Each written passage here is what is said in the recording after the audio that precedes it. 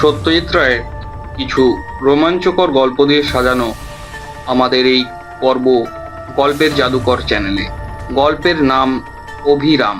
সত্যজিৎ রায়ের 12 ভূতের গল্পের বই থেকে নেওয়া 11 নম্বর গল্পের প্রধান চরিত্রে রয়েছেন শঙ্করবাবু, নিতাই এবং অভিরাম।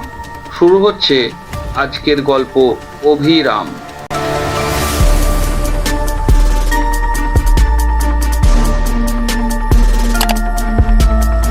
তোমার নাম কি?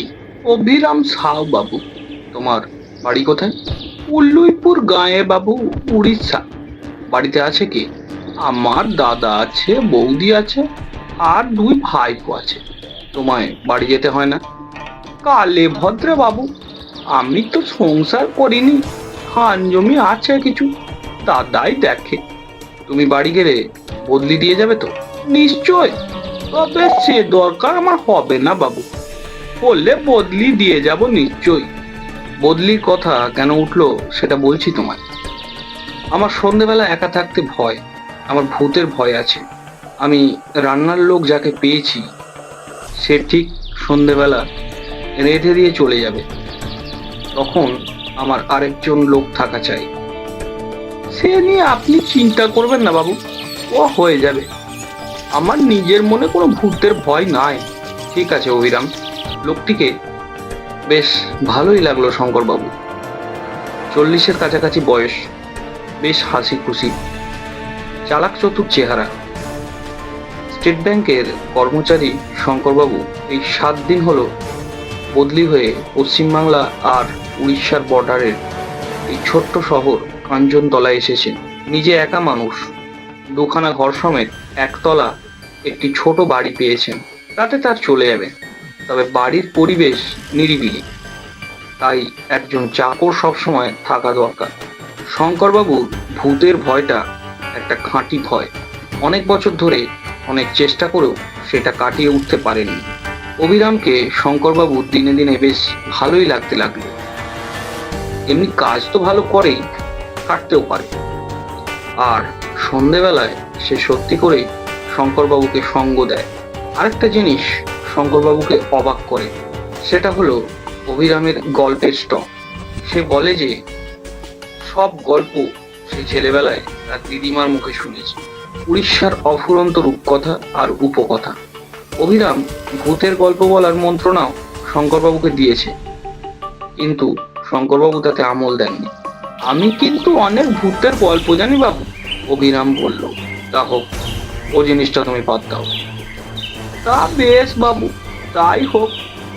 তবে যদি কোনোদিন মনে হয় ভূতের ভয় কাটিয়ে উঠতে পেরেছেন তো আমায় বলবেন, তখন আমি আপনাকে ভূতের গল্প শোনাবো। দেখবেন কেমন মজার গল্প। তুমি নিজে ভূত মানো অভিরাম? আমার আর মানা না মানায় কি আছে বাবু, ভূত থাকলে আছে, না থাকলে নেই, ব্যাস ফুরিয়ে গেল। তবে হ্যাঁ, ভূত মানে যে খারাপ লোক হবে এটা আমি মানি না। ভালো ভূত হলে ক্ষতি কি? কথার বেশি এগোলো না। এই ঘটনার 3 মাস পরে এক বর্ষাকালের সকালে অভিরাম শঙ্করবাবুর কাছে এসে বলল, বাবু, দাদার কাছ থেকে চিঠি এসেছে। বেশি বর্ষা হবার ফলে আমাদের ফসলের খুব ক্ষতি হয়েছে। দাদা একা সামলাইতে পারছে না, আমাকে 3-4 দিনের জন্য যেতে বলেছে। তা আপনি কি যেতে দিতে পারবেন বাবু? শঙ্করবাবু এই অবস্থায় আর না করতে পারলেন না। কিন্তু তুমি যে যাবে, লোক দিয়ে যাবে তো? নিশ্চয় বাবু, খুব ভালো লোক দেব। তবে সে বোধ হয় আমার মতো কথা বলতে পারবে না। তা হোক, সন্ধেবেলাটা আমাকে একটু সঙ্গ দিতে পারলেই হল। তা খুব পারবে।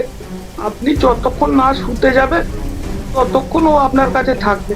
অভিরাম চলে গেল।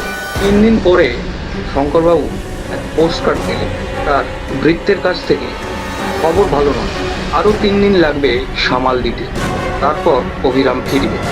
শঙ্করবাবু কি আর করেন, এদিকে বদলি চাকরটাকে তার বিশেষ পছন্দ নয়। মুখটা যেন বড় বেশি গোমড়া, যদিও কাজ করে ভালোই। পরদিন সকালে রেডিওতে খবর শুনে শঙ্করবাবু স্তম্ভিত। তার চাকরের গাঁ এবং তার চারপাশের বেশ অনেকখানি এলাকা জুড়ে প্রচণ্ড ঝড় বৃষ্টির ফলে হাজার হাজার লোক মারা গেছে এবং আরো অনেক বেশি লোক গৃহহীন। শঙ্করবাবু মাথায় হাত দিয়ে বসে পড়লেন। এই অবস্থায় কি করা উচিত তা তিনি স্থির করতে পারলেন না। চিঠি লিখে লাভ নেই, অভিরাম যে লিখবে এমন কোনো ভরসাও নেই। অভিরামের বদলি নিতাইও এ ব্যাপারে কিছু সাহায্য করতে পারল না। রাত 10টা পর্যন্ত বাবুকে সঙ্গ দিয়ে নিতাই উঠে পড়ল। শঙ্করবাবু একা তার শোয়ার ঘরে প্রবেশ করলেন। বিছানায় শুয়ে বুঝলেন যে তার ঘুম আসার সম্ভাবনা খুবই কম। অভিরামের অভাব তিনি তীব্রভাবে অনুভব করলেন। ক্রমে রাত নিঝুম হয়ে এলো, একটানা ঝিঝি ডেকে চলেছে। এবার তার সঙ্গে শেয়ালের ডাক যোগ হলো, যা হুয়া যা হুয়া যা হুয়া।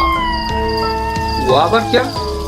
শঙ্করবাবুর মাথার ওপর আকাশ ভেঙে পড়েছে। ভূতের ভয়ে এর মধ্যেই তার শিরদাঁড়া দিয়ে ঢেউ খেলে যাচ্ছে। ওটা কি?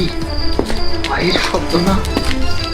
শঙ্করবাবু বুঝলেন তার গলা শুকিয়ে কাঠ হয়ে গেছে। বাবু! সে কি? এই যে অভিরামের গলা! অভিরাম নাকি? চাপা গলায় প্রশ্ন করলেন শঙ্করবাবু। হ্যাঁ বাবু, আমি এসেছি, ফিরে এসেছি। আমার ধরে প্রাণ এলো অভিরাম। দাঁড়া, দরজা খুলি। না বাবু, খুলবেননি। মানে? খুললে কিছু দেখতে পাবেননি। সে কি? আমি অভিরাম বাবু, কিন্তু আসল অভিরাম নই। আমি অভিরামের ভূত। আমার বন্যায় টেনে নিয়ে গেছে বাবু, আমি আর বেঁচে নেই। কোনো উত্তর নেই শঙ্করবাবুর দিক থেকে। কি বাবু, শুনলেন আমার কথা? তবু কোনো উত্তর নেই। বাবু! আবার ডাক এলো বাইরের অন্ধকার থেকে। এবার কথা এলো বাড়ির ভেতর থেকে। তোকে কিভাবে দেখতে পাবো? শুধু একটা ব্যাপার হলে পাবেন। কি?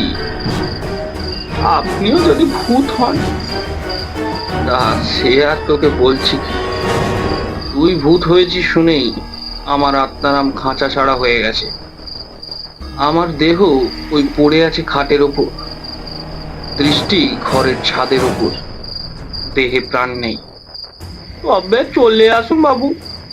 তাই এলুম বলে। আমাকে গল্প শোনাতে পারবি? ভূতের গল্প? কারণ এখন আর ভয় নেই। বাকি মরণটা গল্প শুনে কাটিয়ে দেব, কি বলিস? যা বলেছেন বাবু, যা বলেছেন।